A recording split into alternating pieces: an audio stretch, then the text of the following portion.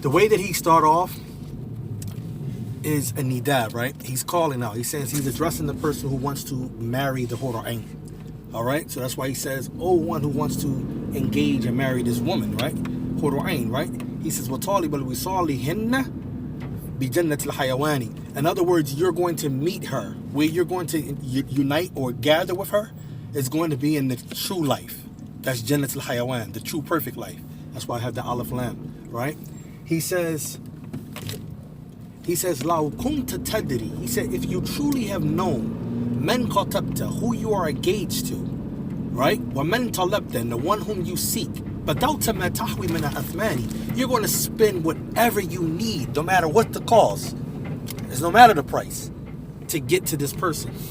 He says, أَوْ كُنْتَ تَدْرِي أَيْنَ مَسْكَانُهَا. He said, جَعَوْتَ السَّعْيَ مِنْكَ لَهَا عَلَى أَجْفَانِ. And he said, have you truly, he says, or if you have truly known where her location is reside at, like where she's located at, right? He says, then you will crawl to this place on your eyelids, not in your legs, right? He said, أَوْ كُنْتَ تَدْرِي. He says, وَلَقَدْ وَصَفْتُ طَرِيقَ. I already described to you where this place is at. طَرِيقَ مَسْكَانِهَا. I described to you where her home is at. I already told you. He says, مَسْكَانِهَا فَإِمْ رُمْتَ الْوِصَالِ. So he says, don't miss your target, right? فَلَا تَكُمْ. He said, if you miss your target, فَلَا تَكُمْ بِالْوَانِ. Then don't be weak and you're seeking out. Sheikh Uthaymeen explains, don't be weak and you're seeking out, right? He says, أسرع, but hurry up. وحث الصيرة, and strive. جهدك, effortlessly. Strive hard, right? He says, إنما مسراك هذا ساعة لزماني. He said, because all of your efforts is really only like an hour in one single day, right? He says, فَعْشَقْ. So passionately love this woman.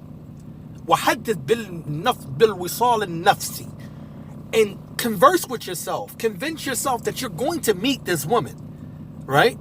He says, وَبَذُلْ مَهْرَهَا مَا دُمْتَ ذَا إِمْكَانِ. And spend whatever is you're able to spend for her mahr, right? And compliments to our brother Mufti, alhamdulillah.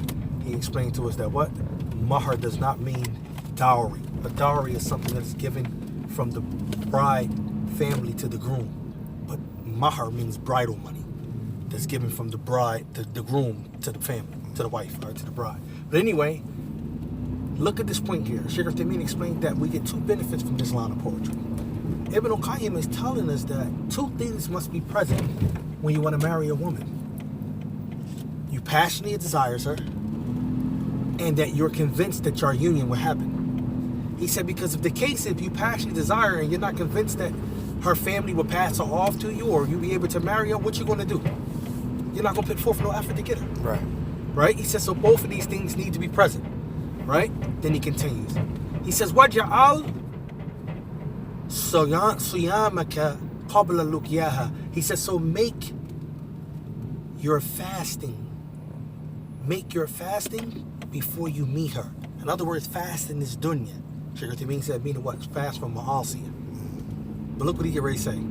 He says, وَيَوْمَ الْوَصْلِ يَوْمَ الْفِطْرِ مِنْ رَمَضَانِ. He says, the day that you break your fast is like the day of fitr when you break in Ramadan. But that's going to be on Yawm al-Qiyamah when you break your fast. This fast is going to be until you meet Allah. That's how you're going to be fasting. This fasting is going to help you get to her.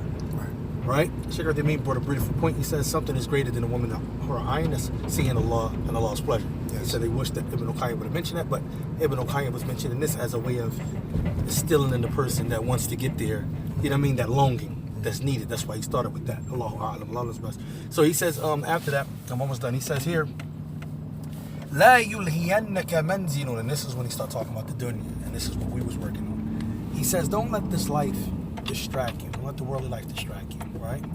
Because everything in it will soon perish.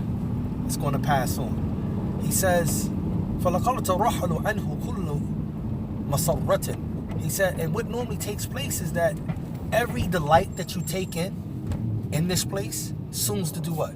It moves on, right? Yes. It don't stay there, right? Yes. He says, it turns into what? وَتَبَدَّلَ بِالْهَمِّ وَالْأَحْزَانِ. It turns into grief and sadness. Right? Then he says, Everything in his life turns into grief and sadness. Yep. He says, so that's what he says. He says, سجن يضيق بصاحب الإيمان. It is a prison in reality for the one who has iman. لكن جنة المأوى لذي الكفران. But it is a paradise for the one who has disbelief. Right? He says, سكانها, its residents, the people that live in this place, they are ahlu jahala. They are people who are ignorant. They don't possess any knowledge. Wal batala, they are people who don't possess any actions. Was safaha, and there are people who don't possess any wisdom, hikmah. Let's share what they mean, explanation of those words. Right? He says, anjasu sukkani. This is the worst place to live in, or the worst residence to have. Right? Here the mini comment here. He says, we know that the author is talking about the people that prefer the life of this world over the hereafter. But the world itself can't be the worst place because you got truthful people that live there, you got prophets, you got messengers, so forth, right? So he brings that clarity for us. All right, let me break you right there. I wanted you to hit the horn. My fault. You're just too slow on the draw.